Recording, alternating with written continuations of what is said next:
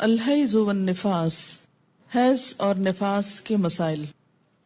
حیض کا لغوی معنی ہوتا ہے کسی چیز کا بہنا اور جاری ہونا، اسی سے لفظ حوض ہے۔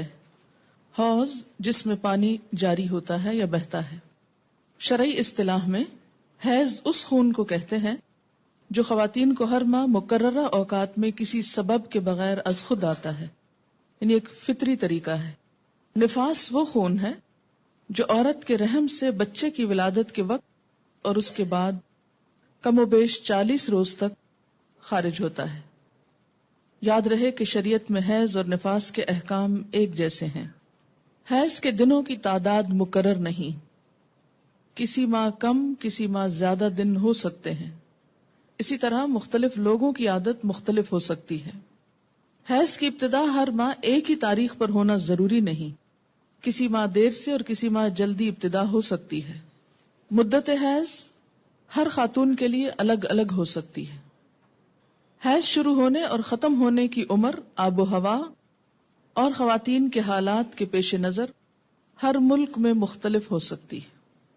ان عائشہ رضی اللہ عنہا ان النبی صلی اللہ علیہ وسلم قال اذا اقبلت الحیضۃ فاترک الصلاۃ واذا ادبرت فاغتسلی، رواہ النسائی۔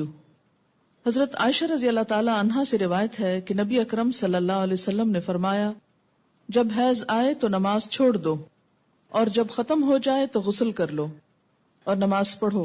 اسے نسائی نے روایت کیا ہے۔ وَإِذَا أَدْبَرَتْ فَاغْتَسِلِي جو ہے حدیث کے الفاظ میں تو صرف نہانے تک کی بات ہے، لیکن چونکہ شروع میں چھوڑنے کی بات ہے تو اس لیے مکمل یہ بات جبھی ہوتی ہے وضاحت کے ساتھ کہ نماز پھر سے شروع کر دی جائے۔ تو اس سے کیا پتہ چلتا ہے؟ جب حیض آئے اور جب ختم ہو جائے۔ تو جب کا مطلب کیا ہے کہ ہر ایک کی عادت مختلف ہو سکتی ہے۔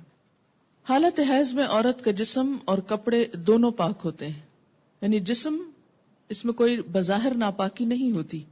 مثلا ہاتھ پاک ہے، اگر عورت آٹا گوندنا چاہے تو آٹا ہاتھوں سے ناپاک نہیں ہو جائے گا۔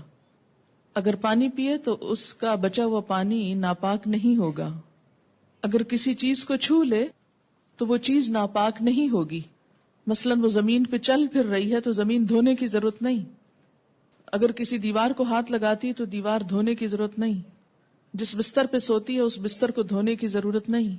جو کپڑے پہنتی ہے ان کپڑوں کو دھونے کی ضرورت نہیں، الا یہ کہ کوئی ظاہری نجاست ساتھ لگ جائے۔ حائضہ کے ہاتھوں کا کھانا، کسی کا کنگھی کرنا اور اس کا جھوٹا کھانا یہ جائز ہے۔ ان عائشہ رضی اللہ عنہا قالت كنت اشرب وانا حائض ثم اناوله النبي صلی اللہ علیہ وسلم فيضع فاه على موضع في فيشرب واتعرق العرق وانا حائض ثم اناوله النبي صلی اللہ علیہ وسلم فيضع فاه على موضع في، رواہ مسلم۔